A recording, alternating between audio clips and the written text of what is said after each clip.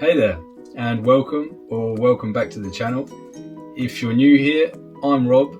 I'm here with the Balkan School of Languages. We're a language school based in the French-speaking part of Switzerland, and this channel is dedicated to helping you improve your language skills. So, in previous videos, we've covered the present, we've covered the past, and today it's time to cover, you guessed it, the future. So there are several different ways you can speak about the future in English. Today I'm going to cover the three most common. There are some other more advanced constructions that I won't cover for today. I'll cover the three most common, give you the context for these to try and help you to decide which one to use when you're speaking English. So let's do it. Okay, first things first, the one that you're probably familiar with already is the will future. So, the form, if you're looking for the form, if you're not familiar with that, you can find a video up here where I break down all the different forms for all the key tenses in English. So if you're not familiar with the form, first check out this video and then come back to this one. Today we're focused on context. So, with the will future, it's popular normally with non-native speakers because it's relatively easy to construct. You don't have to do a lot of conjugation, but it's not really correct in every single context. So I'll give you the most common contexts now.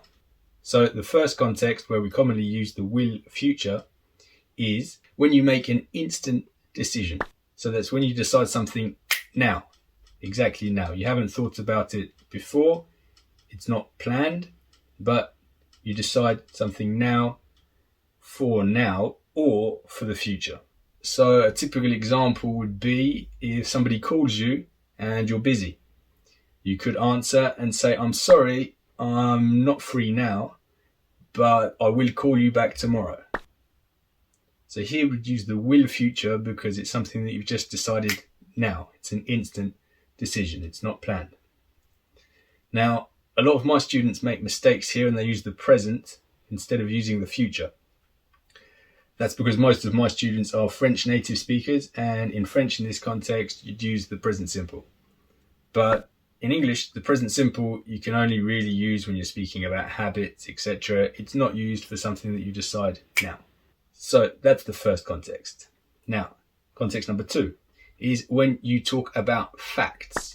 Things that are definitely true in the future. Well, as sure as you can be about the future in any case. For example, you could say next year will be 2022. And the third context with the will future is when you make predictions. But it's predictions that are based on your opinion. So it's very common when we start the sentence with a verb like think, or hope, or believe. You might say something like, I think there'll be a lot of people at the party tonight. You see there I made the contraction with there, will be, there'll be. So for a native speaker, it's very natural to do that. In fact, it's a bit strange for me. It's difficult for me even to not make the contraction. But if you're a learner of English and it's difficult for you to produce the they'll or the I'll with the first person, it's okay. You don't have to do that. It's still okay. You can just say there will be, and the contraction, it's not mandatory. But a native speaker will almost always do it when they're speaking, at least. Next, the going to future. Now, most of my students, as I said, usually just stick to the safe will future. But in some contexts, it doesn't really sound correct. Okay, it's already good if you use the future instead of using the present. So that's already a step in the right direction. But if you're trying to progress and improve your English, it's good to try and choose the correct future too, if you're ambitious about the level you want to achieve. So going to is something you can try to incorporate. So the construction is very similar looking to the present continuous, and you need to remember to include the verb to be. Sometimes people make the mistake, they say I going. It's not possible. You can't have the ing form just after the subject with nothing before it. You need the verb to be first, and this is then followed by the infinitive. And the contexts where you can use this are, number one, plans. So whenever you discuss something that you have planned. So if you've planned something, it means that the decision was made in the past about something in the future. So in this context, you need the going to future. So whenever you're discussing weekend plans, holiday plans, project plans, social plans, anything in these contexts, you need the going to future and not will.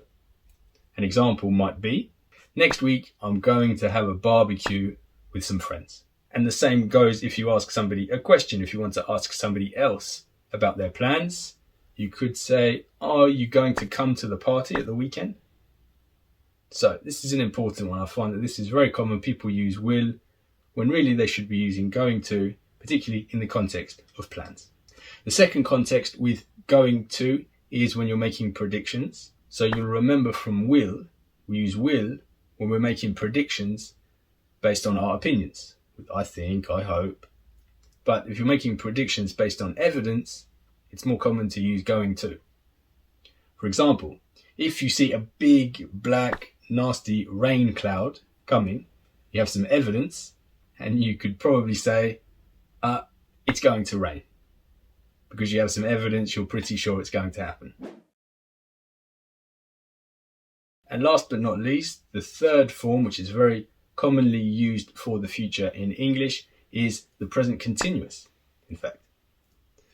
Now, if you haven't seen my video on the present continuous versus the present simple, you can check that out up here. And this is the most common use for the present continuous, is when you're speaking about something in the present. There are variations on that, as I explained in the video. But what I don't mention in the other video is that the present continuous is also commonly used for the future. Now, the context, it's a little bit similar to going to, but it's mainly when we're speaking about arrangements. So an arrangement is when you've organized something similar to a plan, but it's a little bit more fixed. So maybe it's something that you have specifically in your diary. You have the time, you have the date. It's very organized, very planned, very arranged. It's often a social event or an appointment that you've organized. An example could be, I'm playing tennis on Saturday morning at 10 a.m. Then I'm meeting Dave for lunch afterwards. So you see here, because we use the future time reference, it's clear that even if we've used the present continuous, it's in the future, it's not now. And this makes a distinction. Okay, here you probably could use going to too. You don't have to use the present continuous here, but it's very common for native speakers to do so. With the future, it's a little bit different to in the past. In the past, in English, it's very structured. It's wrong if you use the present perfect instead of the past simple, for example. In the future, here you have some guidelines for which one you probably should use, at least which one native speakers most commonly use. But there's a little bit more flexibility than there is when you're looking at the different options for the past. So I hope that's clear. I hope that's clarified things for you. As always, if you've enjoyed the content, we would really appreciate it if you could like the video, share with family and friends, and subscribe. We've got lots of videos on lots of different topics. You can check those out if you follow the links in the description below. And until next time, take care.